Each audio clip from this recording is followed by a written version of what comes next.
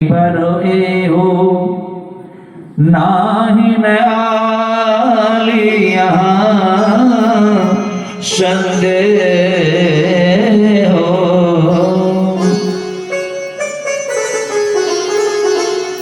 अगर जनक जी अगर देख लिए होंगे तो निश्चित है कि जानकी जी के विवाह राम जी के साथ हो ही जाएगा।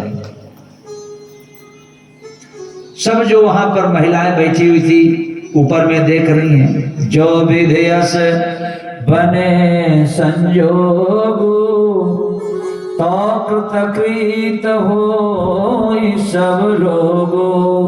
अगर भगवान ने ऐसा संयोग बना दे और जानकी जी का विवाह इस सामले सरकार के साथ हो जाए तो हम लोग कृत हो जाएंगे। सुनो, जानकी जी को लेकर चले, दूसरी सखी कहने लगी, सखी हमारे आरती अति ताते, ये जो भगवान है कब हो ये आवही यही नाते। अगर विवाह हो जाएगा तो 2 साल, साल में 6 महीना में 1 वर्ष में तो कहीं न कभी जानकी जी को लेकर आएंगे ही, और जानकी जी को लेकर आएंगे इस बहाने हमारा भी उनका दर्शन हो जाएगा। सखी हमारे आरती अति भाताते कब हो ए आवही यही नाते। सखी इस बहाने कभी तो आएंगे मिलने के लिए। और उसी बीच में सब जा रहे हैं। संत कहते हैं अष्ट सहेलियों के बीच में प्रारंभ आदि शक्ति जानकी जी भी थी, और भगवान राम के पीछे जो छत पर उस ऊंचे अटारी पर बैठी हुई माताएं हैं, वह चाहती है कि एक बार राम जी को मैं देख लूं। लेकिन भगवान राम जी का ऐसा दृष्टि नहीं है कि हमेशा नीचे सर करके आगे बढ़े जा रहे हैं। लेकिन मिथिलानी भी कम नहीं, आखिर देखे तो देखे कैसे। उसी में से जानकी जी ने कहा अगर किसी को अपने ओर आकर्षित करना हो तो क्या देना चाहिए? सुंदर सुमन देना चाहिए, सुंदर फल देना चाहिए, सुंदर पुष्प देना चाहिए, सुमन। इसलिए ब्राह्मण जब आपको अक्षत पुष्प देते हैं तो उसका भी बहुत बड़ा नियम है। अक्षत का अर्थ होता है कि बिना टूटा हुआ हो, आपको अक्षय फल का वरदान मिलता है। आप पुष्प इसलिए दिया जाता है कि आपके घर में भी प्रातः काल के गुलाब और कमल की तरह आपके घर में सभी बालक बालिका और पति दोनों मुस्कुराते हुए रहें। अगर घर में पूजा पाठ करते हो तो आप लोगों से भी निवेदन है कभी टूटा हुआ चावल घर में पूजन के लिए नहीं लाना। बोलो जय सीताराम।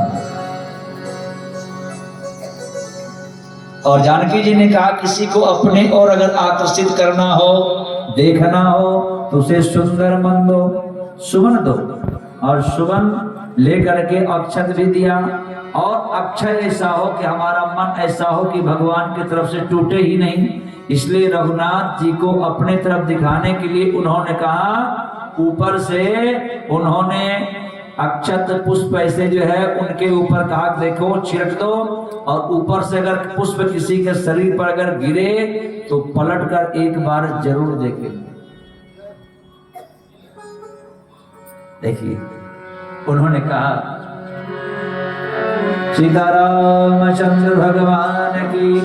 आज मिथिलानी कह रही तनिता की न रघुनाथ जी हमारी ओरिया, तनिता की न रघुनाथ जी हमारी ओरिया। आज राम जी को घुमा रहे हैं। देखिए यह प्रेम है, अहम भक्त पराधीन है। आज घुमा रहे हैं पूरे नगर में। 84 कोष का परिक्रमा शुरुआत कहां से हुई? बोलो जय सीताराम। शुरुआत कहां से हुई? ध्यान दीजिए। 84 कोष का परिक्रमा पहले अयोध्या से उसके बाद चित्रकूट से ही 84 को उसका परिक्रमा ब्रज में गई है। ध्यान दीजिएगा, ये जो आप वृंदावन का परिक्रमा करते हैं, चित्रकूट से कामदगिरी से लेकर के वृंदावन तक था, और उसी तरह से 84 को उसका परिक्रमा जनकपुर में भी है। आज छोटे छोटे बालक आज भगवान राम को पूरे 84 का परिक्रमा करवा रहे हैं। ध्यान दें, इसी का ध्यान देने वाली बात है कि आज भगवान राम 84 में जीवों को चक्कर कटवाते हैं। आकर 4,84,000 योनि जन्मत जीव अविनाशी परत सवाद सदा माया के पेरे। 84 लाख योनियों में 83,99,999 योनि हम पाप योनि भोगे हैं, लेकिन फिर भी उससे हमारा उबार नहीं है। भगवान 84 की योनि में जीव को घुमाते हैं, और आज वही मिथिलावासी आज भक्ति के वश में आज भगवान को 84 का परिक्रमा लगाते हैं। संत कहते हैं आप जीव को बहुत भटकाए हैं, बहुत भटकाए हैं, 84 में है। हे राघव, आज आप अयोध्या में जनकपुर में 84 का परिक्रमा करें। ध्यान दें, क्यों? तो जीव के अतिशय भक्ति जब परिपूर्ण हो जाती है तो 84 के चक्कर से फंदा काटने के लिए, उसे मुक्त करने के लिए, भक्ति देवी के भाव से, भक्ति के पराक्रम के चलते आज प्रातः ब्रह्म परमात्मा को भक्ति देवी के वर्ण करने के लिए और आज जनकपुर में गमन करते हैं। ध्यान दीजिएगा, भक्ति देवी को जब विवाह करना हुआ तो मिथिला से अवधपुर में किसी ने चिट्ठी लेकर के नहीं गई, चिट्ठी लेकर के नहीं गई, और राम को भक्ति देवी को वर्ण करने के लिए अयोध्या से मिथिलापुर में चल करके आज गमन करते हैं, क्योंकि आज भक्ति देवी को वर्ण करना है। भक्ति में इतनी शक्ति होनी चाहिए। भक्ति में कितनी शक्ति है, दुनिया को दिखला देना। मेरी परीक्षा तेरी परीक्षा, दोनों की लाज निभा देना, दोनों की लाज निभा देना, दोनों की लाज निभा देना, दोनों की लाज निभा देना। हमारी भक्ति में इतनी शक्ति हो कि परमात्मा हम तक पहुंच करके और हमें सोए को, हमें निस्तेज को तेज बनाने के लिए स्वतः आ जाए। आज भगवान चक्कर लगाते हैं।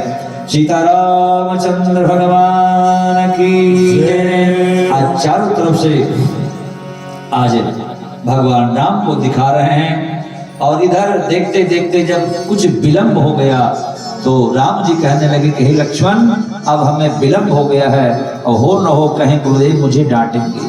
हाँ, देखिए, सुरेश गणेश महेश दिनेश, ध्यान धरे पर पार न पावे, ताहि अहीर के चोहरिया पर छछिया भर छपे नाच नचावे।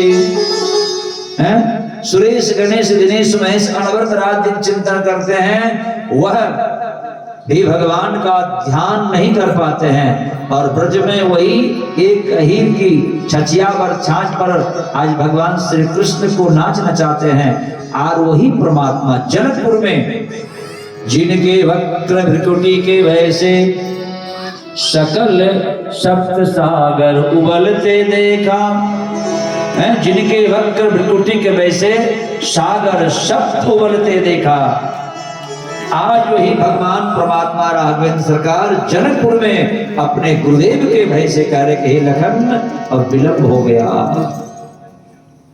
अब यहां से चलना चाहिए। जासो त्रास डर कहूं डर होई, जिनके त्रास से डर को भी डर होता है, लेकिन भजन प्रभाव देखा वही मोही। जिनके डर से डर को भी डर होता है, और आज विश्वामित्र जिनके भजन के बल पर, भगवान के राम के भजन के बल पर राम जी का भजन करके, और आज राम जी को ही डरवा रहे हैं। बोलो जय सीताराम। डर लग रहा है, ये है भक्ति। अब यहां से चलना चाहिए। अब वहां से राम जी पुनः गुरुदेव के पास आते हैं। गुरुदेव जी शयन करते हैं,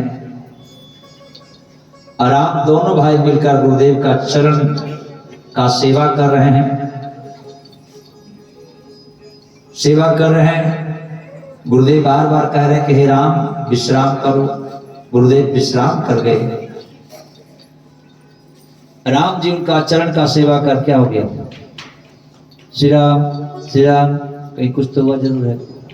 श्री राम श्री राम श्री राम।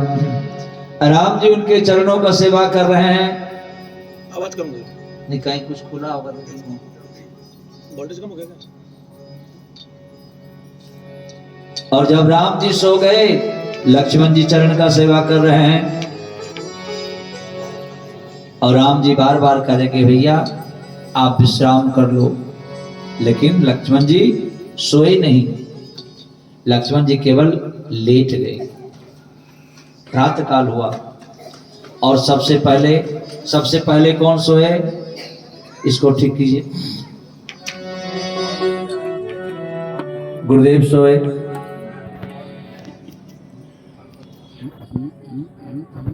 राधे।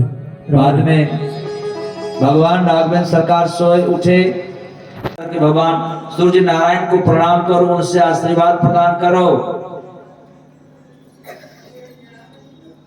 महाभारत पर्व में ये नियम है, एक बार भगवान श्री कृष्ण अर्जुन से मिलने के लिए आए, और जो ही अर्जुन से मिलने के लिए अर्जुन को नींद आ गई, वह चादर तान के सो रहे थे, तब तक सूर्यदेव उदित हो गए। और जो ही कृष्ण जी ने आवाज दिया कि अर्जुन, उस समय सूर्योदय हो गया था। कहा कि तुमने अपने मौत को निमंत्रण दे दिया है। बोलो जय सीताराम। तुम्हारे साथ कुछ भी हो सकता है, और वही हुआ।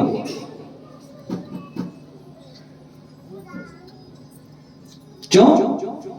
कहने का मतलब यह है कि सूर्योदय से पहले उठो, भुवन भास्कर को दर्शन करो, उसके बाद अगर थके हैं तो सो जाओ। नियम है, लेकिन हम अपने आचरण नियम धर्म से, राम कथा हमें क्या सिखाती है? हमें निज धर्म पर चलना सिखाती रोज रामायण। फिर वहां से राम जी आज दोनों भाई गुरुदेव से प्रार्थना करते हैं। उठे लखन निश विगत सुनी, अरुण शिखाधरि कान, गुरु ते पहले जगत पति, जागे राम सुजान। देखिए अरुण शिखा है। उठे लखन निश विगत सुनी, अर्धरात में कहा जाता है। उठे लखन निश विगत सुनी, अर्धरात में। उससे पहले जो ही मुर्गा आवाज देता है, आवाज मुर्गा की आवाज देते ही सुनते ही, और भगवान राम और लक्ष्मण दोनों उठ गए। और गुरु से पहले जगतपति उठे राम सुजान। गुरुदेव से पहले। देखिए अगर किसी से आशीर्वाद लेना है तो आपको समय का ध्यान देना पड़ेगा। कहा गुरुदेव अगर आपकी अनुमति हो तो हम अपने ठाकुर जी के लिए तुलसी पत्र पुष्प ले आए। विश्वामित्र ने कहा पुत्र जाओ। आज भगवान राम जी से अनुमति लेकर, भगवान विश्वामित्र से अनुमति लेकर के दोनों भाई कहां चल रहे हैं? पुष्प वाटिका। सीतारामचंद्र भगवान की जय। जनक पुष्प वाटिका का जो प्रसंग है, जिस प्रकार से आप रास पंचायत देखते हैं, और जीव और शिव का ब्रह्म और भक्ति और ब्रह्म का आज प्रथम मिलन है। सीतारामचंद्र भगवान की आदि शक्ति परात्पर परम परमात्मा से आज मिलन है। इसलिए जीव को अगर परमात्मा का दर्शन हो जाए तो जन्म जन्मांतर से उसे छुट्टी मिल जाती है और शाश्वत निर्वाण और निर्वाण दोनों को प्राप्त करता है। आज दोनों भाई श्री राम जय जय राम, श्री राम जय राम, क्या हो गया? जय जय राम, श्री राम जय जय राम, श्री राम जय राम, जय राम। गला पकड़ रहा है, ध्यान दे। श्री राम, ठीक है। श्री राम। का स्पीकर लगता है बंद। बिना बुलाए आपके घर में नहीं जाएंगे, किसी भी बिना यज्ञ अनुष्ठान के, बिना त्रिकाल संध्या किए हुए आपके घर में अन्न प्रसाद का ग्रहण नहीं करेंगे। इस तरह से नियम है। कभी ऐसा सुयोग बने आप चलकर दर्शन करें।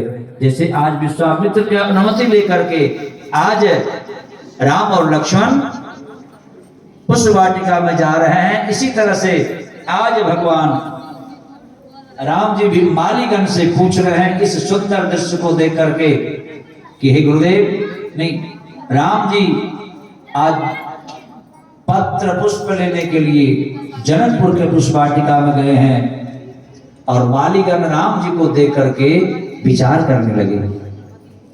उधर राम जी चलते हैं, इधर माता जानकी जी अष्ट सहेलियों के साथ गौरी पूजन के लिए कहां जा रही हैं?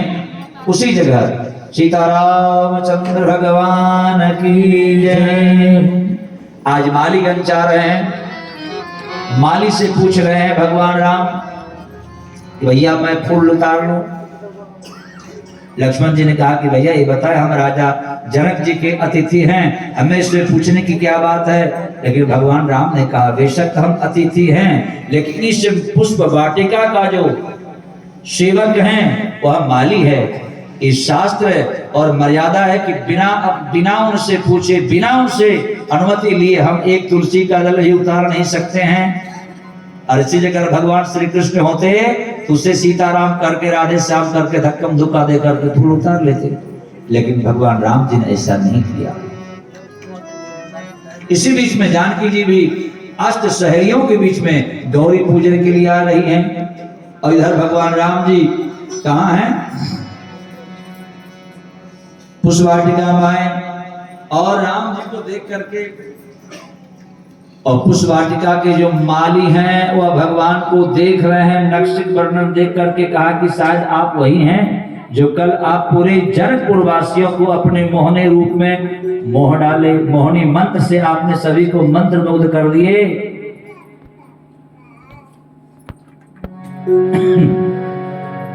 और राम जी को देख रहे हैं, कहा कि भैया हमें ठाकुर जी के लिए पुष्प उतारने दो। कहा कि नहीं, हम आपको जाने नहीं देंगे, हम आपको जाने नहीं देंगे। कहा क्यों? मैंने आपके बारे में सुन चुका है। कहा कि क्यों भाई? अगर आपको बगिया में जाना है तो पहले हमारी एक शर्त है। भगवान राम जी जीवन में पहला शर्त यहां दे रहे हैं, ध्यान दीजिएगा, वो भी एक साधारण माली के साथ, और दूसरा शर्त कहां पर? एक नाविक के साथ, वहां नाविक के साथ, यहां माली के साथ। क्या कह रहे हैं? हे राम जी, बगिया बिछ जाने न दई हो, राम जी बिनती सुनो, कर कंज पद कंजारुण कंदर्प अगलित अमित छवि नव कंज लोचन कंज मुख कर कंज पद कंजारुण। भगवान का सर्वांग अंग जो है नव कंज लोचन, आंख भी कमल है, पैर भी कमल है, यानी भगवान राम जी का सर्वांग अंग ही कमल है। इसलिए अगर आप जाएंगे उस कमल पर बैठे हुए, पुष्प पर बैठे हुए जितने भी भंवरे हैं सब मरा करके प्रभु आपके चेहरे पर लुढ़क जाएंगे। भगवान नाम सुन रहे हैं। कहा कि भाई बताओ दूसरी बात है, अगर आप जाएंगे तो मैंने सुना है राउर दोष न पायन को है। केवट ने कहा कि प्रभु आपके चरण का दोष नहीं है, आपका पायन का भी नहीं है, पायन में लगे हुए जो है रज है उसका दोष है। लेकिन आज मालिक कह रहे हैं कि प्रभु इसमें भी मैंने सुना है चरण छुअत। उन्होंने कहा कि बताइए जब आप गए चरण छुअत, अगर आप जाएंगे तो उसमें केवल पत्थर है, पत्थर के अगर पत्थर उस पर आपका पैर अगर पत्थर पर पड़ा, अगर आप मत जाएंगे पुष्प उतारने के लिए, आप पैर धोकर जाएंगे नहीं, आप पैर धुले हुए नहीं। राम जी ने कहा कि मैं सरोवर से पैर धो के आऊंगा। कहा कि आप सरोवर में जाएंगे पैर धोने के लिए, अगर आप सरोवर में गए उसमें माणिक मोती इत्यादि से पत्थर से जड़ित है और कहीं आपके चरण लगते ही वह पत्थर फिर शिला से नारी बन गई तो क्या होगा? भगवान सोचा क्या हो रहा है? शरण छुअत शिला करी गई, कर छुअत बिटप उड़ जई है। राम जी बिनती सुनो, कर छुअत बिटप उड़ जई है। राम जी बिनती सुनो, बगिया बिच जाने न दई हो। बिनती सुनो, आपको नहीं जाने देंगे। कहीं आपने एक भी पुष्प को छुआ तो सारे बिटप जो उड़ जाएंगे। किस तरह से? जैसे आपने शिला के स्पर्श से ही गौतम की नारी स्त्री में परिणत हो गए। तो लक्ष्मण जी ने कहा कि भैया ये बताओ इसे कैसे मालूम हो गया कि हमारे चरण से, आपके चरण से शिला जो है नारी बन गई? कहा कि देखो वहां ज्यादा दूर नहीं, वहां बक्सर से मिथिला ज्यादा दूर नहीं है। क्योंकि देखिए अगर आप जाएंगे सरसोपान शिला पर सत, कहीं आपके पैर इस शिला पर पड़ गया, सरसोपान शिला पद पर सद। हे प्रभु ये जितने भी सोपान है, सीढ़ियां बनी हुई है, सब पत्थर के हैं। अगर आपने भूल से किसी पत्थर पर पैर रख दिया तो क्या होगा? प्रभु सब नारी बनी जई है। राम जी बिनती सुनो, प्रभु नारी बन गई है। राम जी बिनती सुनो, प्रभु सब नारी बनी जई है। क्या है? राम जी बिनती सुनो, बगिया बिच जाने न गई है। अगर आपके पैर भूल क्या हो गया, इसमें कहीं शॉर्ट कर रहा है, गला पकड़ रहा है, करकरा रहा है, जैसे का देख लीजिएगा। वोल्टेज ठीक है। और जानकी जी के साथ जो अष्ट सहेलियां हैं वो भी आए हुए। तेहि अवसर सीता तह आई, गिरिजा पूजन जननी पठाई। आज पहले